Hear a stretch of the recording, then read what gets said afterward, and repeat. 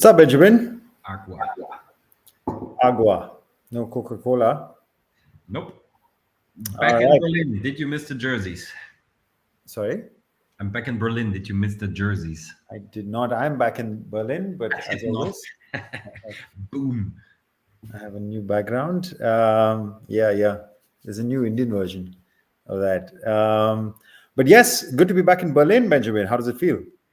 It's good. It's obviously colder than in Cape Town, but the last 2 days it was sunny, which is nice. Today it's not, and it's getting dark a bit earlier. But well, it's all right. I'm good. Looking forward to springtime. That should be fun. All right, we've got a packed. Sorry, I've got a packed show today. So should we jump right in? Go.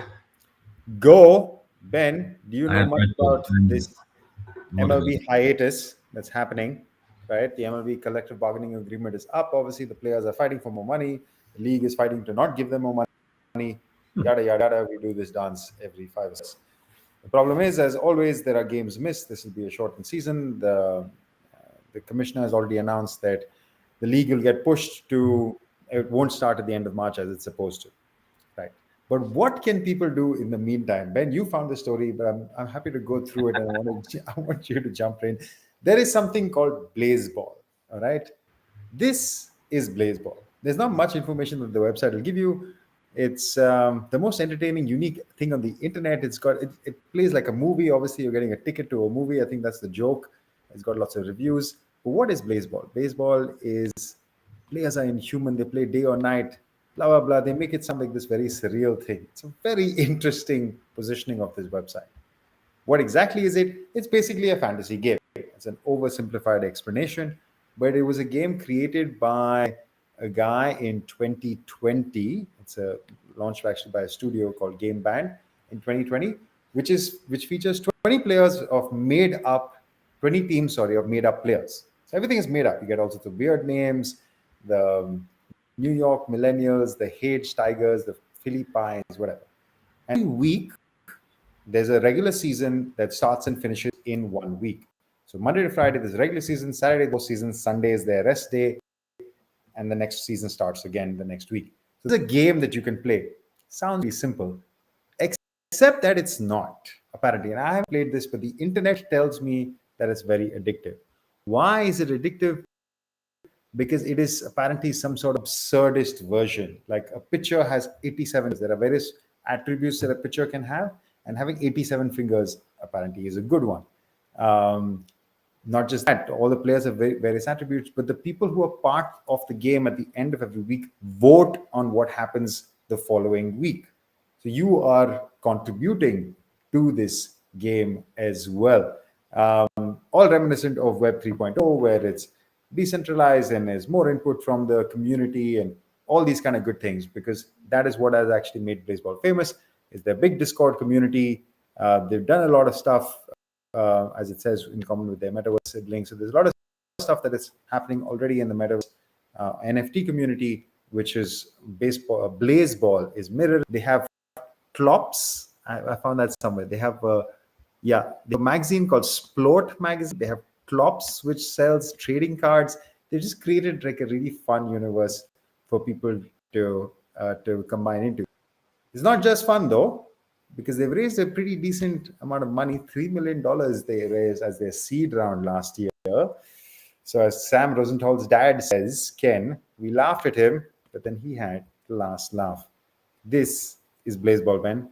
I'm definitely going to play. Are you? Man, I got so many random thoughts in my mind. First of all, I like the fact that you get German ads on the side of your screen. That is funny. Secondly, I love the gloat as well instead of the goat. Yeah. While you were talking, I was checking basketball.com and football.com is taken. So no chance to Okay. go there. As I said, only random comments. And then I had the question: what would you name either the Berlin or the Bangalore team? You can choose one of the two and name it right now. The Berlin Beer Flights and the Bangalore Bobs. Why the Bobs? I mean, the beer flights. I What did we used to understand. call? We used to call each other Bob. Was a thing in Bangalore, like how we say man and dude. You say, "What's up, Bob?" I have no idea. All right, all right. I would rather go with the Bangalore Roughly, it was. There was a rumor Chili's or that it something. Bangalore. Sorry, there was a rumor that Bob stands for Boys of Bangalore, but that's just stupid. All right, all right. All that aside, I mean, these are the stories that we all like because they're so much out of the ordinary, and I always enjoyed when they come to some sort of success eventually. But definitely, I mean, this Yep. is the time where for them to shine. This is where they attract users, and I'm curious where they can take it. I mean, they got the decent funding. The question is that one of those, I don't know, wonders, which is interesting for a little bit, and then it's gone, or can they actually, yeah, build a sustainable business out of this? We shall see. All right, but you have been talking about the metaverse already.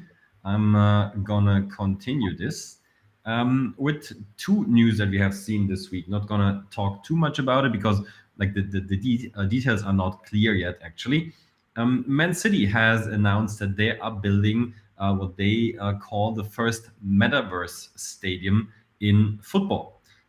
Together with Sony, they have a cooperation for a 3 year deal. And basically, what they do is they build a virtual Etihad stadium.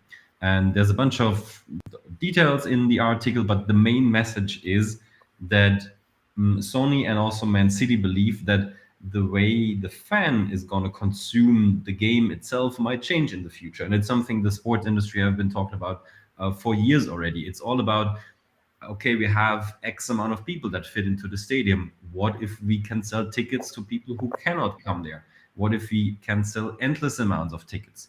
And the prediction in the article is that at some point, sitting in our living room and watching the game on TV will not be the standard mode of operation anymore. Instead, we might have our goggles, would be in that virtual stadium that they're building right now and watching the game from there. Of course, it is a long journey, but they believe they have done the first step. Now, why do they call it metaverse? I think because it's fancy. I think we have seen 3D stadiums before. I think it's not nothing new, but it's just good for PR potentially. Before I ask your opinion about this, just a second news that fits in there as well. Who might be building a, let's call it proper metaverse, is Green Park Sports. We have mentioned it before. They have signed contracts with the NBA and La Liga. And last week, also the Major League Soccer entered an agreement with them. Also, there we don't have too many details yet. We know that they're building a virtual world. And as you can see on the picture, there will be avatars who are wearing virtual merchandise. And of course, they're going to introduce NFT at some point as well. So most likely the outfits will be NFT so that they can be traded and monetized and all of that. Comparing the two, I would say, as mentioned before, the Green Park Sports metaverse is more, let's say, a proper metaverse, what is understood these days. And the Etihad one is another 3D version of the stadium. And we will see if they will at some point actually reach the situation where people can watch live games there, which comes with lots of challenges. Yeah, with that being said, would you agree? Any additional comments? Which Yeah, I one? mean, as always, these kind of stories don't have too many details. But I don't know whether the Etihad Stadium actually allows digital avatars to start roaming around the stadium, which I think is the biggest difference between just having a 3D version of a stadium versus actually creating a metaverse where you can have a virtual life. But I think they're planning to, especially watch live games. That'll be fun. No, to the point, agreed. Green Park Sports is a company that we've been tracking for a while, super well funded. I think they're over 30 million in funding that they've raised. So they've got good contracts in place already with a bunch of good leagues. Curious to see their solution actually go live. I haven't checked out any of their metaverse based solutions, but yeah, let's see what they come up with the MLS as well. Yep. Speaking about US giants, Exactly. We've got a America. theme clearly of, say, metaverse slash NFT slash blockchain slash, yeah, everything else that you want to call is trending today, running across all stories because as well, just raise. I feel like they're forever raising money. Michael Rubin, man, do it, take a chill pill. He just raised another billion and a half at 27 billion. He did a total about a billion last year. The last round, which was about 600 million at an 18 billion valuation, which was think in September or August last year, if I remember correctly. So super recently. I mean, they keep raising more money. What do they keep raising more money for, and why are they? Why is their valuation skyrocketing? Also, quickly mention the article does a good job summarizing. These are some of their new investors: Fidelity, BlackRock, and Michael Dell's MSD. So some really big boys. Anyway, so the article goes on to say that actually, yeah, this is the one I want to talk about. That they had previously set aside out of last year's fundraise of a billion, about 350 million for their trading card entity, which is already valued at $10 billion in less than a year, and they had used that to acquire Tops last year. Apart from that, they will do a bunch of other things. There will be more merchandise, which is the core function of Fanatics for all the big leagues. They have licensing deals with all of them. They want to obviously expand that to universities, which is a huge market there. But I imagine a fair bit of that funding will go towards their digital ventures, which is trading cards, which will, of course, be their sports book, which they've already talked about. And nothing cannot be said without mentioning NFTs / digital collectibles / whatever else that means in the metaverse and the Fanatics version. So, Ben, some virtual merchandise coming up, I can imagine. Yeah, I mean, that is basically a no-brainer for them to test and see if it sticks. Without talking about Fanatics in detail, because I think you've said everything that's relevant. I think this is the biggest funding round we have ever tracked in our database. Is that correct? Well, actually, it is, except for the DAZN one, which happened a couple of weeks ago, which is a bit of refinancing. So we're still debating internally whether we want to consider that as a new round. 4.3 billion. So it's Yeah. a huge round in DAZN. But yeah, apart from that, yeah, I think this one will take top spot. Yeah, definitely big numbers, and the sports tech year in the first quarter already with some massive rounds. I'm curious if the year can break the last year's record actually. I think we're pretty well on track to do that. Like if we just include the DAZN round, boom, and this one we're already at. I mean, we did 12 billion last year. We're already well past more than half that. So, and we're in like not even in the third month. Yeah, barely. Cool. Speaking about big numbers, next topic. And actually, I have 3 examples for that topic that I'm not going to speak about. That was the European way of showing the 3. Inglorious Bastards, yes. Yeah, I was about to say it. It's such an iconic scene, right? I mean, everybody knows. Tarantino, man. Yeah. We're talking about DAOs, decentralized autonomous organizations, all connected to NFTs again. Basically, I mean, the description already hints to what it is. Contrary to what we know as centralized organizations with shareholders, certain structure within the organization, DAOs are based on NFTs and they are decentralized, meaning that also the people who hold NFTs are basically the shareholders. So it's a new way of an organizational setup, which comes with some issues. We're going to get to that in a second. But the idea is that somebody or DAO is set up. It also needs a legal entity. So there are some similarities, some differences. Actually, we should probably do an entire episode on this. But they sell NFTs. Through the sale of the NFTs, they raise a certain amount. And in this example that I'm showing first, the DAO is seeking to raise $4 billion to buy the Denver Broncos. Massive team, rich history, and that would be a groundbreaking deal. Without going into all of the details, what's below the headline is probably key. It is unclear if the bid meets the NFL bylaws, and I think they are mentioned somewhere here because those bylaws require that every ownership group has to have a principal owner with a 30% stake and maximum of 24 people involved. And if you have your DAO, your decentralized autonomous organization with all the NFTs floating around, it is not so likely that you meet those criteria. Not even mentioning all the difficulties you might run into when it comes to running the organization with so many shareholders. It's about the voting system, structure, rights, all of that. So that is still a bit unclear. But the idea of using a DAO to acquire something is definitely something that's going to be tested this year. We had that last year with the Mexican football club, Necaxa, and there were a bunch of other news actually this week. Like I said, there were 3 in total. The second one, without going too much into detail, was about buying a golf course. This is not loading for me right now. 1 sec. Here it is. So there's a group called the Links DAO, who actually sold NFTs for $10 million, and now they want to buy a golf course.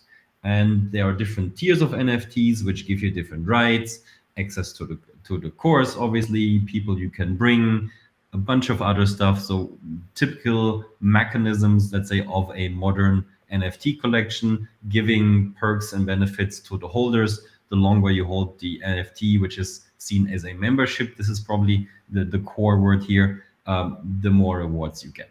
So it cannot only be used to buy a professional sports team, it can also be used to buy a golf course. And coming back to the first example, we also have ambitions in soccer. In, I think, which league was it? Second league in the UK, where a group called Wagme United wants to buy Bradford City and make it a crypto club. So basically using NFT sales, NFT revenue mechanisms, cryptocurrencies to develop this club into a very rich and powerful one, and eventually, of course, entering the Premier League. They got big plans. They didn't reveal any details, but it is the time of experiments, both in crypto and NFTs, and that connected to DAOs. So very interesting times. I think a lot of it will not work because of regulatory issues, but also these problems are there to be solved. So, question to you: if Man United would be bought by a DAO, would you be part of that? Yeah, I would definitely be part of that. Would I be happy with it? I don't know. I mean, you need leadership who's at the front. I mean, you can talk about decentralized decision making or democratic decision making, but it still needs strong voices to help guide the democracy. But I mean, of the 3 stories, so a bit skeptical, shall we say, but open to it. I think that's the important thing. I think this format brings a lot of interesting changes that we could see. The most interesting story for me is actually the third one, because the names behind this are also Wagme United. We are all going to make it United, which is what Wagme stands for. Great name. Is Daryl Morey from the Philadelphia 76ers. Gary Vee, of course, a huge name in this community. So these are some big dudes, and especially somebody who's coming from the sports community using this. And they also roped in a bunch of other celebrities, which is typical now, into this enterprise. With the NFL one, I think that's more unlikely. I think this one, because it's at lower leagues, I think this is more likely to happen. At the elite level, is probably unlikely to see this kind of change anytime soon. But the smaller teams who are more susceptible, article also makes references to another team which is called Bedford United, which somebody else wanted to pick up. I think those use cases are strong, and that's where the experimentation will take place. So I expect some deals like this to go through. How it translates to the elite, we shall see. Speaking about leagues, speaking of Premier League. Ben, I was so fascinated by your story, I forgot to queue up my story. But yeah, it is a great one. Give me a second.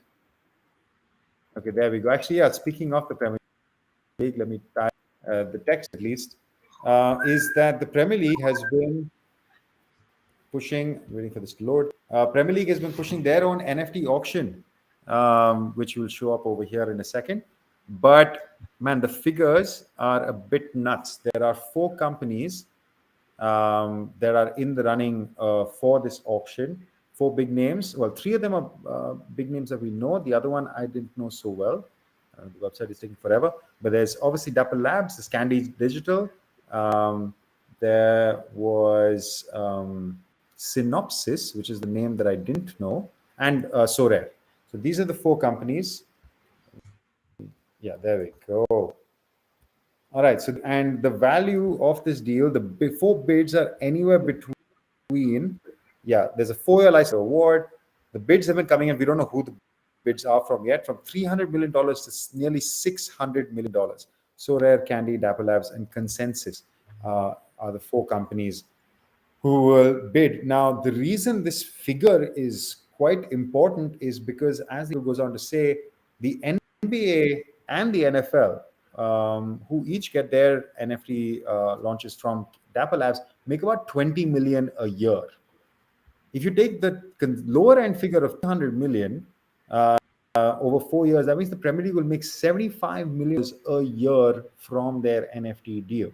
And the figure could clearly be higher. So, I mean, for them to be so significantly higher than what the NBA and the NFL are doing, that itself is okay. Let's take a minute to acknowledge that. Then, yeah, it talks about the problems at So Rare and the scrutiny that it's coming under. And yes, we know there are a lot of issues there. We also know that this will create a lot of, let's say, conflict between the league and the players, because yeah, the players are going to want more money or get a bigger share of this pie, because at the end of the day, it's their name, image, likeness that is being used. We've already had conflicts. I was reading another piece on the Athletic about certain players being asked to take down their NFTs because they had used either the Premier League. John Terry had used an NFT of him holding the Premier League trophy. He was asked to take it down. Luke Shaw launched an NFT with just number 23, not even his name. Forget Man United and forget everything else. So the players are also treading careful waters. But when deals like this are made, they will want to get in. So big deal to close for the Premier League. When will it close? We will hear final debates and a ruling by the end of March. So Ben, if the Premier League goes at this figure, what do you think the NBA will go at once Dapper Labs renews it? Yeah, that was my initial thought. I mean, man, they need more funding or more sales, because I mean, if you look at the just the revenue numbers, not even the earnings, then I mean they might get in trouble if they have to renew all those contracts at that level or even higher. I Yeah. mean, I mean, if the NFL sees what what the Premier League gets, I mean, man, they might even want to negotiate right now. Yeah, true. I mean, actually, funnily enough, the story connects back because Candy Digital, who's owned by Fanatics, we know they have deep pockets at least. So if Candy Digital suddenly wants to become a player in this game, they can suddenly start doling out some money. We know DAZN is doing stuff in this space. So a lot of guys with deep pockets are entering this space in the battle for NFT rights. We talked Yeah. about TV rights so long ago. But I'm interested. Two interesting things. Also, consensus surprised me, and I'm surprised that One Football is not in there. But because One Football is now starting the NFT journey, um, I think connected to one of the big guys that are mentioned there as well.